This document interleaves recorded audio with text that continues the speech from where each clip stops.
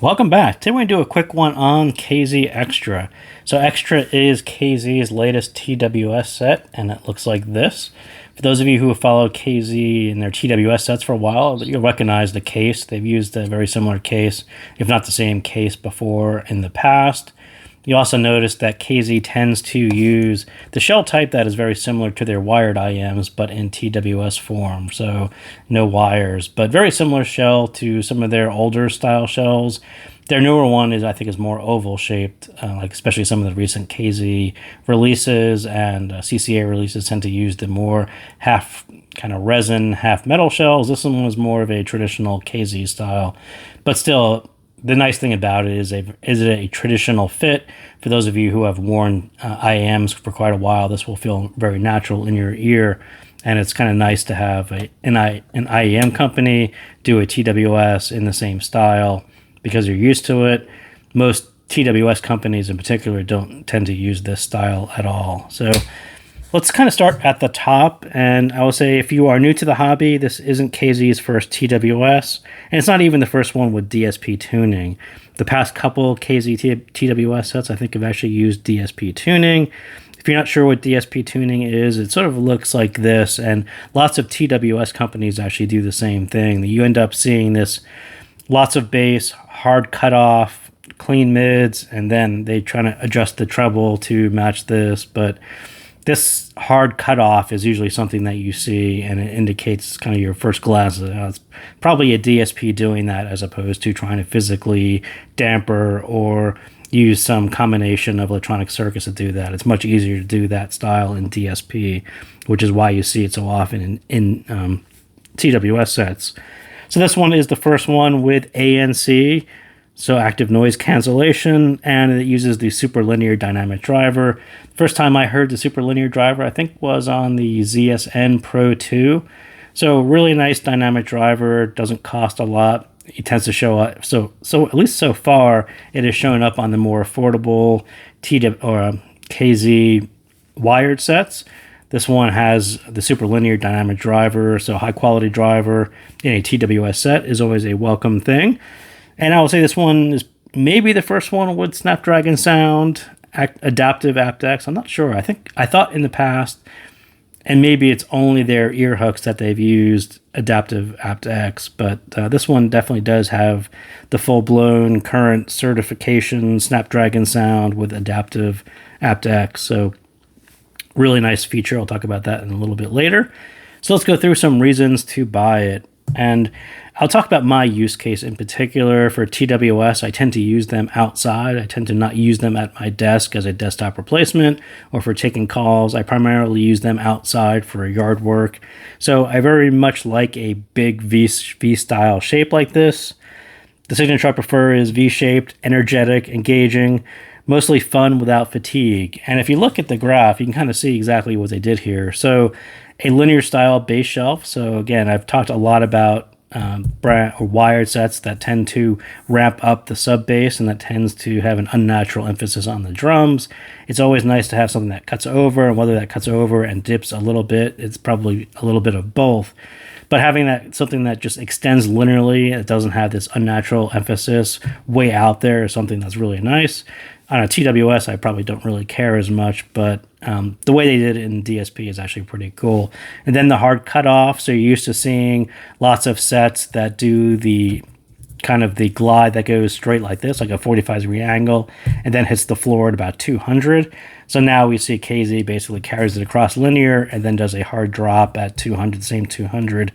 And then your traditional ramp up through the upper mids into the treble, and then downslope it so it doesn't have a lot of too much energy, too fatiguing. Do a nice downslope, and that's exactly what they did there. So I will call that one a V shape with decreasing treble energy or fatigue, and I think that pretty much sums up exactly what this thing sounds like. You can argue whether that's a U shape or a V shape, but the amount of bass that you get here. And the way it kind of carries into the mids, I would say it sounds more like a V shape as opposed to what it looks like, and that's more of a U shape.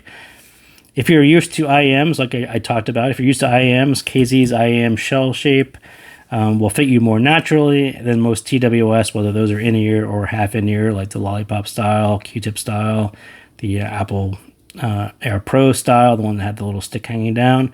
KZ's included tips are a bit thinner and shallower than I normally wear, and that will sit deeper in your ear. And I think the side effect of that is you end up getting more bass and less of a chance of leakage. And if we look at the other one, you kind of see the way KZ gave you a pretty long nozzle with a lot of extension on it. So like a lot of this can fit way into your ear, and this will actually hit kind of the back of your ear, and there's a shallow tip on it and a thin tip on it. So that'll go all the way back. And when you're holding them in and hearing like a really bassy track that hits that bass shelf, yes, it is quite a bassy set. And all these things kind of combine together, and you end up with a really bassy set. So I don't mind it outdoors. I'm kind of fine with a huge bassy set. I think that's kind of fun and engaging. And again, like I said, they dip the treble, so it's not really fatiguing. But yeah, do be aware that this isn't like a traditional TWS style shell that assumed that you were going to have some bass leakage, and they made the shelf larger, assuming that you were going to leak some of it out. The way this one fits in your ear, you're going to hear, for the most part, all of that bass shelf. So speaking of the big bass shelf executed on KZ super linear driver, which was done well on previous sets. Really no different here. Big bass, but the DSP cutoff, balanced treble level, right? These are basically at the same level, just almost exactly at the same level. Done really well, and a competent dynamic driver. But, have I said that there's a large amount of bass enough? There is. It's quite a bassy set for those of you who like to turn the volume up, so be aware of that. As far as the active noise cancellation and the transparency mode, it is there and it does work. And I would say no different than what I've said about SoundPeats and other brands in the past. Getting your first version of ANC done and working is one thing. Getting it as refined as brands like SoundPeats, or I use Samsung all the time, getting to that level of seamless ANC is actually quite difficult. So pretty much props to KZ for getting it done, getting it working. You'll hear it actually pause for a couple seconds, and I think I said what I noticed about KZ's implementation. When the environmental noise, if you're mowing your lawn, you turn off your lawnmower, you'll hear sort of the ANC pause for a second and think about it and try to figure out what to do next. So still playing music, it doesn't pause the music, but you'll hear the ANC actually thinking about what to do next, and that'll go on for a few seconds, and it'll figure out that I don't need to do noise cancellation as much now. There isn't environmental noise, and you'll hear the music kind of fill in. But definitely that kind of thing is something that you heard on Samsung's a long time ago, something that you hear on SoundPeats when they switched over to hybrid ANC, kind of had a little bit of that as well. So I'm not going to nitpick it too much, and it's sort of what I expected on a first implementation of ANC from any brand. So yeah, pretty much right along with what I expected. And once you get by the first few seconds, it's kind of back to normal active noise cancellation. You don't really notice it. The transparency mode, the way it pipes in exterior or environmental noise, that's a little bit more consistent. I don't think it really thinks about it as much, and it just has a constant level. Again, that's one of those things that SoundPeats has done pretty well. Samsung does it really, really well because they've been doing it for years, and they have a control setting on your app, and you can actually adjust it. Really complex thing to pull off and do it really well. So I think KZ and SoundPeats are very similar in that respect. They sort of pipe in a singular level that they thought was appropriate. That's what it sounds like. But again, I'll say kind of kudos to KZ for getting ANC on a TWS, in their shells with their dynamic driver. It's a lot to pull off this product for primarily an IEM company. So again, I'm not going to go hardcore and say, like they say that the ANC is 55 decibels.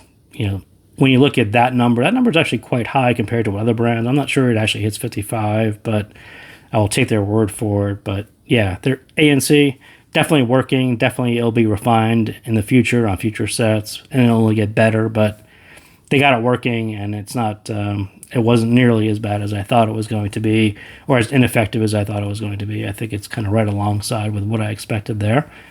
So my favorite feature, the one that KZ didn't actually talk about a whole lot, but what I noticed was the Snapdragon Sound and aptX and aptX. Really, really good implementation. And I don't even know, when I first got the set, those of you who know Tyvan on Facebook, I had actually messaged him, and he had talked about the ANC and how wonderful the ANC is. And I'm like, Have you tried the Aptiv aptX for that? Have you listened to it with that codec? It's really, really good. And again, like I said, I use Samsung Buds a lot. So Samsung has their own codec that tries to do a similar thing. But this is probably the first version of adaptive aptX that I've heard that actually sounds really good. And it definitely, I would say, it closes the gap between your typical AEC and the older aptX and LDAC. I've used a lot of LDAC, and I kind of know what that sounds, and that sounds really, really good. It's hard to do LDAC on devices like this that cost a certain price point, all that stuff. But yeah, I thought that their implementation of Snapdragon Sound is actually something there. It's not just marketing. It actually sounds really, really good, and I was surprised. So I don't think KZ listens to it, but I thought it was I thought it was my favorite feature on this set. I think I've heard other sets that do ANC, and I've heard super linear driver on other sets, but to hear that's probably my first version of adaptive aptX that actually sounds really, really nice. So I don't know, maybe I'm easily impressed, but I thought it was actually done quite well. So what's the biggest reason not to buy this one? Again, it's this bass heavy sound. If that's not your thing, if you're going to use them indoors, that might be a lot of bass. If you tend to use it at higher volume like I do outside, that is a lot of bass, and it's going to sound tons of fun and lots of bassy. If I was using it indoors at a lower volume, it wouldn't sound as bassy, but still, it is a heavy, thicker, bassier sound, so that might not be everyone's cup of tea.